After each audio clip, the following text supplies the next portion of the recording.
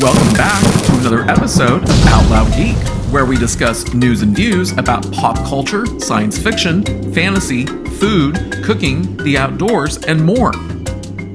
Several more new movies opened in theaters this weekend that ended on May 12, 2024, but only one managed to get into the top 5 in this weekend's domestic box office. Even so, this was a significantly better weekend overall in terms of total domestic box office earned by the weekend's top 5 movies. 3 weeks ago, it was only $44.7 million, which was less than the $45 million domestic opening weekend box office that Ghostbusters Frozen Empire earned when it opened 7 weeks ago. 2 weeks ago was worse at only $42.2 million, but last weekend was better at $55.2 million. And while that was also higher than the domestic opening weekend box office that Ghostbusters Frozen Empire had earned, it was less than the $58 million that Fu Panda 4 had earned domestically during its opening weekend 9 weeks ago. But this weekend, thanks to the opening of Kingdom of the Planet of the Apes, the total domestic box office earned by this weekend's top 5 movies is $80.9 million, which is $26.5 million higher than last week's top 5 earnings. But before proceeding, I'd like to ask everyone to please like this video, please share the video on social media, please subscribe to support this channel, and please press the bell to receive notifications. Thanks! I'll begin this weekend's box office recap by saying that there are no reported box office earnings for Dune Part 2, so I think we can safely assume that its theatrical run has concluded. But it ended its run as both the highest grossing movie domestically and worldwide so far for 2024, with earnings of $281.6 million domestically and $427.1 million internationally, for a global gross box office total of $708.7 million. And it remains the only movie so far this year that has broken $700 million at the worldwide box office. So this weekend's top 5 domestic box office recap will include 3 additional movies that are below the top 5 since I am continuing to track them. Opening in the number 1 spot in this weekend's domestic box office was Kingdom of the Planet of the Apes, which has a reported production budget of $165 million. Originally a 20th Century Fox franchise, this movie's list of production companies now includes Disney Studios Australia, thanks to Disney's acquisition of 20th Century Fox in 2019. The previous entry in the franchise, 2017's War for the Planet of the Apes, which was released 7 years ago, was the last entry to not include Disney, and it was also the last time that the time between movie releases within the franchise was only 3 years. Disney's acquisition of 20th Century Fox was undoubtedly a contributing factor to this movie's 7-year delay. Domestically, the movie opened by earning $56.5 million, which is nearly exactly the same as the $56.3 million that War for the Planet of the Apes earned during its opening weekend 7 years ago. Internationally, the movie opened with $72.5 million to give it a global gross opening weekend box office total of $129 million. With that $165 million production budget, when multiplied by 2.5 and 3.0 to account for the 50% of gross box office ticket sales that movie theaters keep for themselves, as well as the additional costs of marketing the movie and other miscellaneous costs that the studio pays above and beyond the production budget, we get an estimated break-even point range of $412.5 million to $495 million. We'll come back to this movie shortly to find out whether it can break even or not. Dropping to number 2 in this weekend's domestic box office was Universal Pictures' movie The Fall Guy, which has a reported expensive production budget of $125 million. The movie earned another $13.7 million domestically to bring its current domestic box office total up to $49.7 million. Internationally, the movie earned another $17.1 million to bring its current international box office total up to $54 million. So globally, the movie earned another $39.1 million to bring its current global gross box office total up to $103.7 million. Thus, the movie has broken the $100 million mark at the global box office, which is something that Madame Web could never manage to do. But with its $125 million production budget, when multiplied by 2.5, we get an estimated mid-range break-even point of $312.5 million. We'll find out in a little while whether this movie can potentially break even or not. Clinging to the number 3 spot in this weekend's domestic box office was the MGM and Amazon Studios movie Challengers, which has a reported moderately high production budget of $55 million. The movie earned another $4.7 million domestically to bring its current domestic box office total up to $38.1 million. Internationally, the movie earned another $7.8 million to bring its current international box office total up to $30.6 million. So globally, the movie earned another $16.4 million to bring its current global gross box office total up to $68.7 million. And with that $55 million production budget, when multiplied by 2.5, we get an estimated mid-range break-even point of $137.5 million. And I'll have a few words to say shortly as to whether Challengers can potentially break even. Clinging to 4th place in this weekend's domestic box office was the low-budget horror movie Tarot, which only earned another $3.5 million domestically to bring its current domestic box office total up to $12 million. And with its total international earnings of $8.2 million to date, the movie's current global gross box office total stands at $20.2 million, which is rather good for a movie that only has a 21% tomato meter score and an audience score of 58% on Rotten Tomatoes. With its $8 million reported production budget, the movie has more than likely broken even as of this weekend. Clinging to the number 5 spot in this weekend's domestic box office was Godzilla x Kong: The New Empire by earning another $2.5 million to bring its current domestic box office total up to $191.8 million, which has raised the movie to being the second highest grossing movie domestically so far this year by moving ahead of Kung Fu Panda 4. In comparison with the other Godzilla franchise movies produced by Legendary Pictures and Warner Bros., Godzilla x Kong: The New Empire is currently the second highest grossing movie domestically for the franchise, and as it earns more revenue, the gap between it and the current highest grossing movie for the franchise domestically, 2014's Godzilla and its $200.7 million, is shrinking. Internationally, the movie earned another $8.1 million to bring its current international box office total up to $366.9 million. So globally, the movie earned another $11.9 million to bring its current global gross box office total up to $558.7 million, keeping it as the second highest grossing movie worldwide behind Dune Part 2, which is in part due to the movie earning $130.9 million so far in China. Further, in terms of the Godzilla franchise movies produced by Legendary Pictures and Warner Bros., Godzilla x Kong: The New Empire only needs to earn another $2.4 million to make it the highest grossing movie for the franchise without taking inflation into account, and that will more than likely happen next weekend. Moving up to 7th place domestically this weekend was Kung Fu Panda 4, which earned another $2 million to bring its current domestic box office total up to $191.2 million, which caused it to drop to being the 3rd highest grossing movie domestically so far this year, behind Dune Part 2 and Godzilla x Kong: The New Empire. Internationally, the movie earned another $6.4 million to bring its current international box office total up to $338.1 million. So globally, the movie earned another $9.2 million to bring its current global gross box office total up to $529.3 million, keeping it as the 3rd highest grossing movie worldwide for 2024 to date, behind Dune Part 2 and Godzilla x Kong: The New Empire. And as I said would happen last week, Kung Fu Panda 4 has indeed surpassed the $521.2 million that Kung Fu Panda 3 earned in 2016, which keeps Kung Fu Panda 3 as the lowest grossing movie worldwide for the Kung Fu Panda franchise. Dropping to 8th place in this weekend's domestic box office is Alex Garland's dystopian action movie Civil War, with its moderately high production budget of $50 million.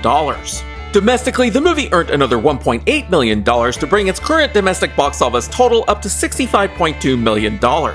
Internationally, the movie had a significant boost of $20.9 million to bring its current international box office total up to $37.8 million. So globally, the movie earned another $24.1 million to bring its current global gross box office total up to $103.1 million, thus becoming another movie to break the $100 million mark, which was something that Madame Web could not manage to do. Dropping to 11th place domestically this weekend was Ghostbusters: Frozen Empire, which earned another $1 million to bring its current domestic box office total up to $111.4 million. Internationally, the movie earned another $1.8 million to bring its current international box office total up to $87 million. So globally, the movie earned another $3.3 million to bring its current global gross box office total up to $198.4 million. So maybe next weekend the movie might break the $200 million mark. Now going back to Kingdom of the Planet of the Apes, this is the fourth movie in the franchise's current form that has an average weekly drop of 34.71% and a standard deviation of 3.65% to create a range of possible average weekly drops from 31.06% to 38.36%. And using that range, I can project that the final domestic box office earnings for Kingdom of the Planet of the Apes may range from $147.3 million at the low end, $162.7 million at the mid-range, and $181.7 million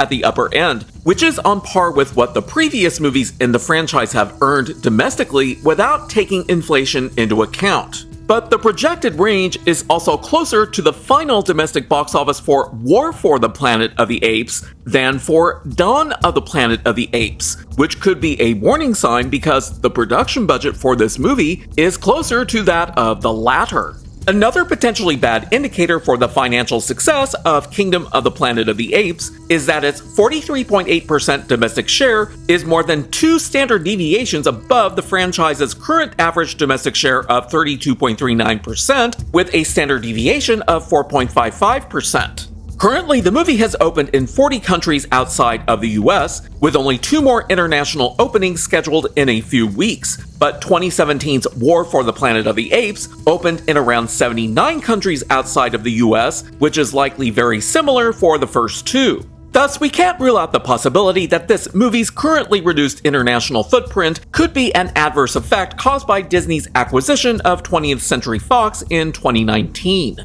And the potential for this movie's current domestic share of 43.8% to drop closer to the much lower current franchise average appears very remote. But using that domestic share, I can project that the movie's final global gross box office revenue may range from $336.2 million at the low end, $371.5 million at the mid-range, and $414.8 million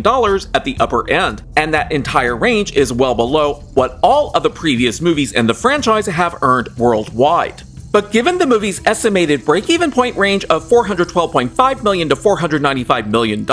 there is currently a remote possibility that the movie could potentially break even, but I am currently inclined to believe that this latest Planet of the Apes movie isn't going to be successful. Naturally, we'll have to wait and see, but based on the current projections, Kingdom of the Planet of the Apes currently stands to lose anywhere from $0 to $158.8 million in global gross box office revenue, which, when divided by 2 to account for the 50% of gross box office ticket sales that movie theaters keep for themselves, means that Disney and 20th Century Fox stand to potentially lose somewhere on the order of $0 to $79.4 million. Going back to The Fall Guy, using a possible range of average weekly drops from 30 to 40%, I can project that its final domestic box office revenue may range from $82.6 million at the low end, $90.4 million at the mid-range, and $100.7 million at the upper end, which is a slightly higher projected range than last week's. But with its current domestic share of 47.9%, which is quite a bit higher than last week's, I can project that its final global gross box office revenue may range from $172.5 million at the low end, $188.8 million at the mid-range, and $210.3 million at the upper end, which is a more narrow range than last week's projections with no appreciable increase or decrease overall. So with its estimated mid-range break-even point of $312.5 million, as I calculated earlier in the video, the movie is a flop and stands to lose somewhere on the order of $102.2 million to $140 million in global gross box office revenue, which, when divided by 2 to account for the 50% of gross box office ticket sales that movie theaters keep for themselves, means that Universal Pictures stands to lose around $51.1 million to $70 million.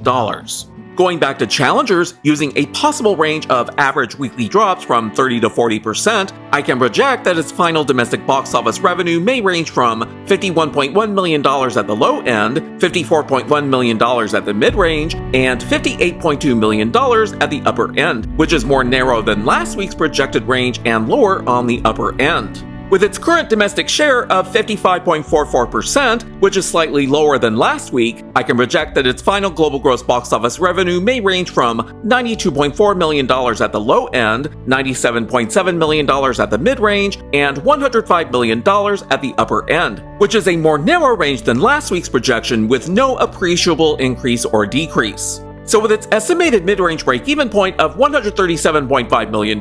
which is obtained by multiplying the movie's $55 million production budget by 2.5, the movie is a flop and stands to lose somewhere on the order of $32.5 million to $45.4 million in global gross box office revenue, which, when divided by 2 to account for the 50% of gross box office ticket sales that movie theaters keep for themselves, means that its studios stand to lose around $16.3 million to $22.7 million. Going back to Godzilla x Kong: The New Empire, it reportedly had a production budget of $135 million, which, when we multiply by 2.5 and 3.0 respectively, we get an estimated break-even point ranging from $337.5 million to $405 million. So to project what the final domestic box office for Godzilla x Kong: The New Empire might be, I'll use a range of average weekly drops that are based on one standard deviation above and below the overall average weekly drop for the past 4 Warner Bros. Godzilla movies, which is 39.47%. And with a standard deviation of 6.58%, that creates a range from 32.89% to 46.05%. Using that range, I can project that the final domestic box office for Godzilla x Kong: The New Empire may range from $196.2 million at the low end, $197.5 million at the mid-range, and $199.3 million at the upper end. So the probability of the movie being able to break $200 million domestically appears to be dropping, as are its chances of outperforming the $200.7 million that the first Godzilla movie in this franchise earned in 2014. To project what this movie's final global gross box office might be, I'll use the movie's current domestic share of 34.33%, which isn't much lower than last weekend's domestic share.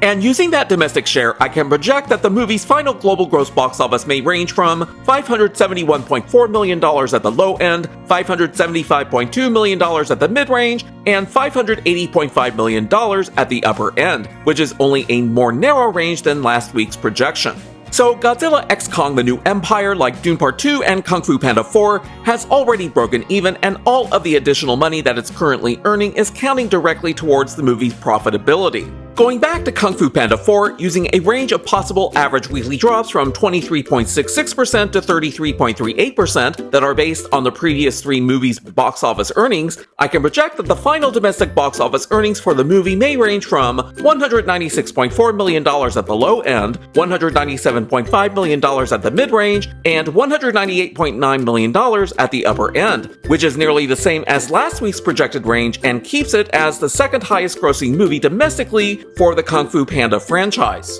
But the movie's domestic share did slightly drop again to 36.12%, so I can project that the movie's final global gross box office will probably range from $543.7 million at the low end, $546.8 million at the mid-range, and $550.7 million at the upper end, which is a slightly higher but more narrow projection than last week's. Given that Kung Fu Panda 4 has a production budget of only $85 million,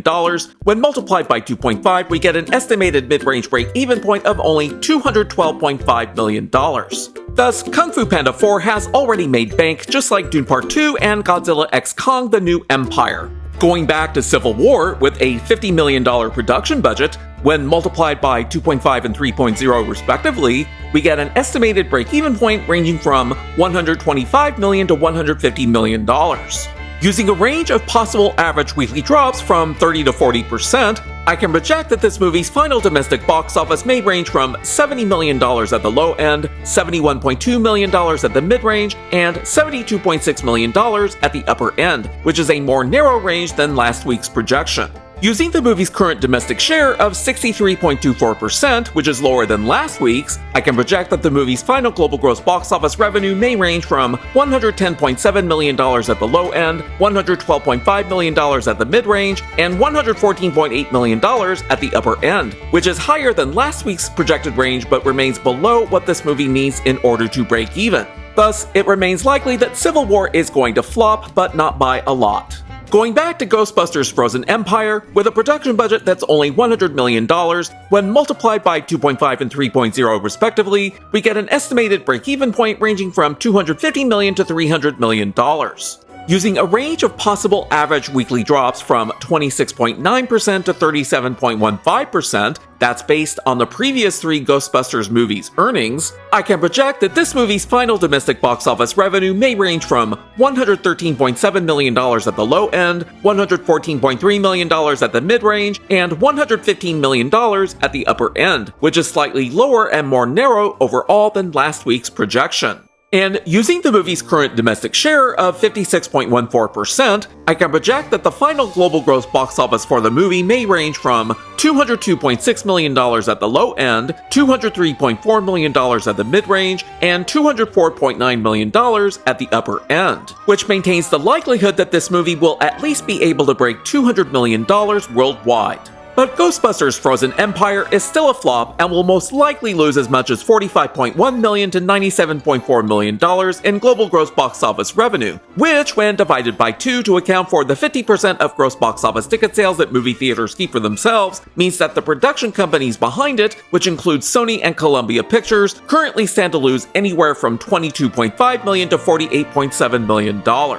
Thus, Ghostbusters Frozen Empire and The Fall Guy are definite flops, while Kingdom of the Planet of the Apes joins Civil War and Challengers as likely box office flops. But Godzilla x Kong: The New Empire and Kung Fu Panda 4 are profitable along with Dune Part 2. Thanks for watching today, and a huge thanks to everyone who has subscribed to our channel. We appreciate your support. If you enjoyed this video, please press the like button, and please feel free to share a comment. If you'd like to help support this channel, please press the red subscribe button, and please press the bell to receive notifications for new content. You can also find us on Facebook, Instagram, Threads, and Twitter by clicking on the links in the description. Until next time, this is Out Loud Geek.